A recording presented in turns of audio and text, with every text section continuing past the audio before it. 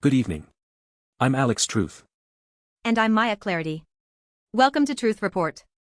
Tonight, we're investigating a pattern that's emerging across global AI development, and what we found connects education surveillance in Hong Kong, Beijing's trillion-dollar tech war strategy, and academic research that's quietly handing industrial control to language models. 4 stories. 1 through line. And by the end of this report, you'll see exactly who's building the infrastructure of algorithmic control, and who's being left out of the conversation entirely. Let's start with the students. Hong Kong's Education Secretary Christine Choi Yuklin announced this week that the government is partnering with technology companies, professional bodies, and educational institutions to develop what she calls a safe, reliable and suitable large language model tailored specifically to Hong Kong's school curriculum. According to the South China Morning Post, Choi told the Legislative Council that this isn't just about chatbots helping with homework. This is about building an AI system trained on the entire academic infrastructure of Hong Kong, past examination papers, marking schemes, student answers from the Diploma of Secondary Education, which is their university entrance exam, and the territory-wide system assessment that tests Chinese, English, and mathematics competency across all students. Lawmaker Tang Fei, who represents the education sector, proposed this initiative specifically because, quote, individual schools cannot develop such systems independently. He wants the AI to generate test papers at varying difficulty levels for what he calls personalized student learning. Let's be clear about what personalized learning means in practice. This system will ingest decades of student performance data, standardized test results, and marking schemes. It will then generate individualized assessments for millions of children. That's not personalization, that's algorithmic sorting.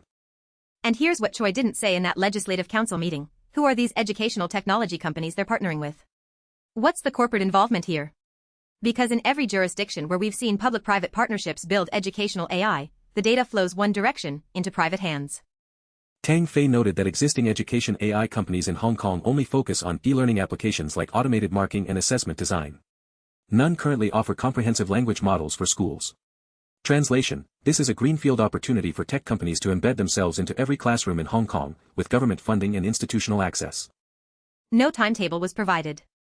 No budget was disclosed. But Choi is already talking about alignment with Hong Kong's environment and curriculum, which raises the question, alignment with whose values? The students? The educators? Or Beijing? Because this isn't happening in isolation. Just hours before Choi's announcement, officials from China's Ministry of Industry and Information Technology held a press conference in Beijing outlining the country's new 5-year plan, and AI is at the absolute center of it. According to the South China Morning Post, China is targeting what the ministry calls breakthroughs in core technologies such as training chips and heterogeneous computing. They're talking about the semiconductor infrastructure needed to train frontier AI models domestically, without reliance on American chips that are currently under export restrictions. Let's put that in context. The United States has spent the last 3 years tightening the noose on Chinese access to advanced semiconductors, specifically NVIDIA's H100 and A100 GPUs, which are the workhorses of large language model training. The Biden administration's export controls, expanded in 2023 and 2024, were designed to prevent China from achieving parity in AI development. And yet here's China's MIT saying they're going to achieve breakthroughs in training chips anyway. That's not bluster, that's industrial policy. They're building the manufacturing capacity, the research infrastructure, and the talent pipeline to make it happen. The same announcement detailed China's 6G development plans. They've completed the first phase of trials, establishing a reserve of over 300 key technologies, and they're now accelerating into phase 2 to cultivate its application ecosystem. That's telecommunications infrastructure that will carry AI services to every device, every home, every factory. And then there's humanoid robots. The MIT plans to build an open-source community for humanoid robots and release guidelines for embodied intelligence. Now, they didn't provide specific performance benchmarks, but think about what embodied intelligence means: AI systems that can manipulate physical environments, not just generate text or images.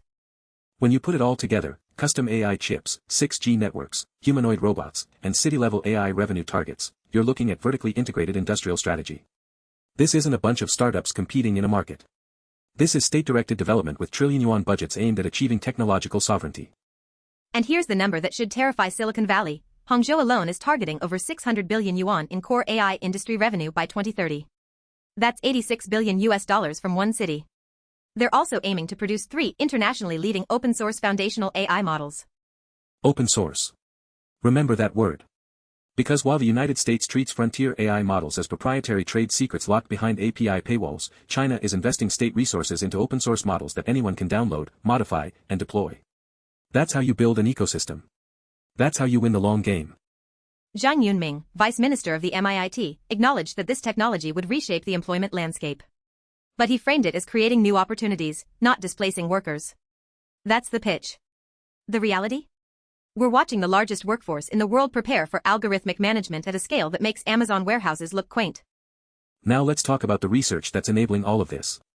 Because while governments fight over chips and cities compete for AI revenue, academic labs are solving the fundamental problems that make these systems possible, and they're publishing it all in the open. 2 papers dropped on AR14 this month that demonstrate exactly where AI development is headed, and both of them should be front-page news. The first is from researchers at Tsinghua University and the National Institute of Biological Sciences in Beijing. It's called PANUP, that stands for Pairwise Non-Covalent Interaction Potential. And what it does is use machine learning to predict how proteins and drugs interact at the molecular level. Here's why that matters. Drug development is currently a multi-billion-dollar, decade-long process because predicting molecular interactions requires either quantum mechanical simulations, which are extremely expensive and slow, or traditional force field methods, which are fast but inaccurate. PANUP solves that problem. The researchers trained a neural network on protein fragment interactions from the protein data bank using what they call automated multifidelity active learning. Translation: the AI figured out which training examples actually mattered, instead of brute-forcing millions of calculations. The result? They're achieving mean absolute errors below 0.2 kilocalories per mole on out-of-distribution systems. That's quantum mechanical accuracy at near-instant computational cost. In practical terms, this means you can estimate binding energies between proteins and potential drug candidates more accurately and rapidly than current methods. That accelerates drug discovery pipelines. But it also means the computational chemistry that used to require supercomputers can now run on consumer hardware. Think about the geopolitical implications. Pharmaceutical development has been dominated by Western companies with access to expensive high-performance computing infrastructure. PANUP democratizes that capability. Any lab, anywhere, can now do molecular predictions that were previously the domain of Pfizer and Merck. And the Chinese researchers who built this? They're publishing it openly. No patents. No licensing fees. They're giving this capability to the world, which means they're also giving it to their domestic biotech industry, which is already growing faster than any other region on the planet. Now the second paper. This one's from researchers who integrated a large language model with Aviva Process Simulation, which is an industrial software platform used for chemical engineering design and optimization. The problem they identified is that constructing and interpreting process simulations is time-consuming and requires expert knowledge. That limits who can participate in industrial design. It's a specialist's game. So they built an LLM agent that lets you interact with the simulation software using natural language. They used something called Model Context Protocol as the bridge between the language model and the simulation environment. That lets the AI trigger complex operations just by receiving instructions in plain English. You can tell it to analyze a flow sheet, identify optimization opportunities, automate data extraction, tasks that used to require a chemical engineer with years of training. The researchers position this as a collaborative tool. They acknowledge limitations, calculation errors, oversimplification risks, the need for expert oversight. But let's be honest about the trajectory here. This is the first step toward automating industrial process engineering. And who benefits? The paper says 2 audiences: educational users who need the system to translate technical concepts, and experienced practitioners who want to automate routine operations. But here's what they don't say: corporations benefit most. Because this technology reduces the number of engineers you need on staff. We've seen this pattern before.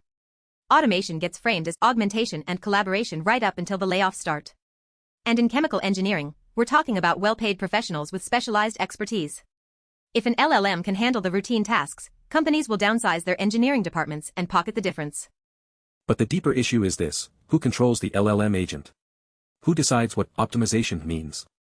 Because in an industrial context, optimization always serves someone's interests, usually profit maximization. An AI system optimizing a chemical process doesn't care about worker safety, environmental impact, or community health. It cares about the objective function it was trained on. And the researchers published this on AR14, which means it's open to everyone. Any corporation, anywhere, can implement this. No regulatory approval required. No labor consultation. Just download the paper, adapt the code, and start replacing your engineers. So let's connect these stories, because the pattern is unmistakable. In Hong Kong, the government is building an AI system that will algorithmically assess millions of students, trained on decades of standardized test data, with undisclosed corporate partnerships and no public timeline or budget. In Beijing, the state is directing trillion-yuan investments into AI chips, 6G infrastructure, and humanoid robotics, explicitly framing this as innovation-driven economic growth in the context of US-China tech rivalry. In academic labs, researchers are publishing open-source AI models that democratize drug discovery and automate industrial engineering, technologies that shift power away from Western institutions and toward whoever can deploy them fastest. Here's the through line. We are watching the construction of a global AI infrastructure that is being built by states and corporations, not by the people who will live under it. The students in Hong Kong don't get a vote on whether their exam performance feeds a government LLM. The chemical engineers whose jobs are being automated by language models weren't consulted. And the countries that can't afford to compete in the trillion-dollar AI race? They'll be importing these systems, along with all the embedded assumptions about what education should look like, what work should look like, what control should look like. China is making a calculated bet that open-source AI development, state-directed industrial policy, and vertical integration across chips, networks, and applications will let them leapfrog the United States. And they might be right. Meanwhile, the US approach has been to restrict access to advanced chips, lock frontier models behind corporate APIs, and let market competition drive development. That strategy assumes American companies will maintain a technological lead indefinitely. But PANA proves that academic researchers can solve hard problems and publish them openly, bypassing the entire proprietary model. The LLM agent for process simulations proves that you don't need a trillion-dollar foundation model to automate skilled labor, you just need a specialized agent with access to the right tools. And Hong Kong's education AI proves that governments will partner with tech companies to deploy these systems at population scale, with minimal public oversight, as long as it serves their institutional interests. So what do we do about it? First, we need transparency. Every AI system deployed in schools, hospitals, courts, or workplaces should be subject to public audit. That means disclosing training data, model architecture, corporate partnerships, and decision-making processes. If a government is building an LLM to assess students, parents have a right to know exactly how it works and who profits from it. Second, we need democratic governance. The people affected by these systems should have a say in whether they get deployed at all.